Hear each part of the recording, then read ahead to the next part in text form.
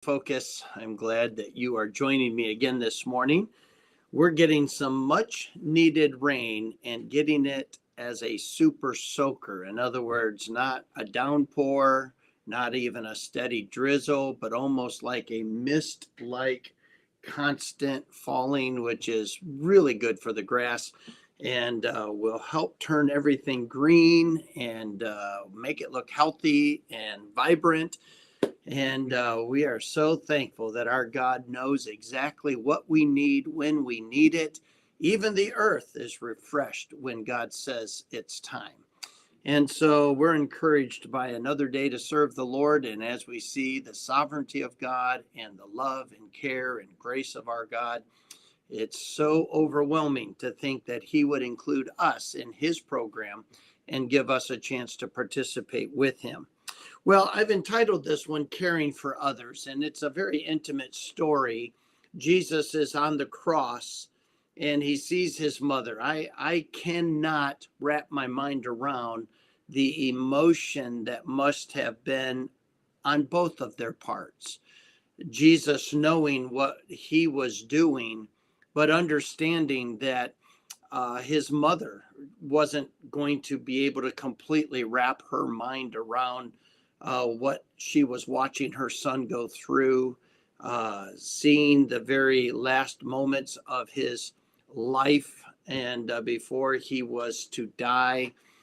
Certainly, there was incredible emotion on Jesus's part, and then no doubt just unexplainable emotion on the part of Mary, his mother.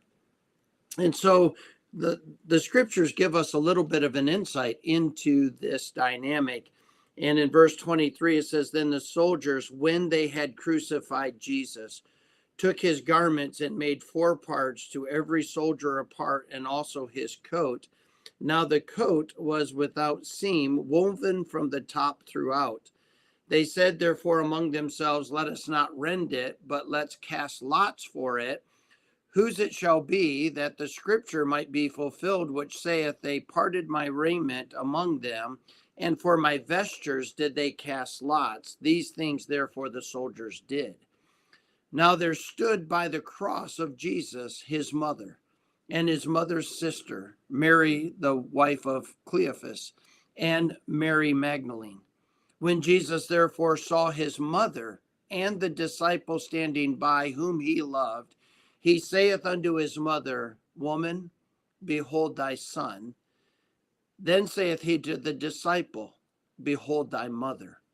And from that hour the disciple took her into his own home. Well, we know that disciple to be John, the beloved disciple of Jesus. And he sees John, he sees his mother. There's incredible emotion. They're watching the soldiers fulfill scripture. They're watching all of what Jesus said would happen come. By the way, we're watching that real time in the world today. We're watching the scriptures unfold, whether people are really comprehending the clarity of the fulfillment of scripture, and how eschatological prophecies are being put in place, some of them ready to go. It's just amazing. But the disciples were in this place where all these things that Jesus taught are happening exactly the way they were said they would happen. The things that they had learned from the Old Testament were coming to fruition exactly the way they said that they would. And so we're going to look at that next week, a little bit about that incredible reality of how things happen exactly the way Jesus predicted they would be, but they always do. And that should encourage us, because it reminds us that though we can't see into the future, God does. Though we become anxious about decisions that are being made, God is not. He has it all under control. He knows exactly what's going to happen. Nothing ever occurs to God. Nothing ever takes him by surprise. He sees everything in real time. He knows exactly how it's happening, why it's happening, what is going to happen because of what is happening. God's got it all under control. What a very secure place for you and I to be. And in that, he reaches out to his mother and he says, Mom, your son, he's going to take care of you. Disciple, your mom, take care of her. And even in this moment, Jesus reminds us of the importance of being responsible with the tangible, real responsibilities. What a privilege it is to be able to care for our parents, to be able to look out for them, to make sure that their needs are being met, that they're being watched over. What a privilege it is for God to bring others into our lives that we can care for and watch over.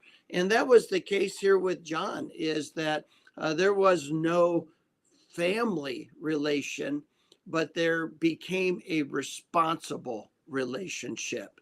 And it was simply God had given him a privilege to participate in the program of caring for his mother.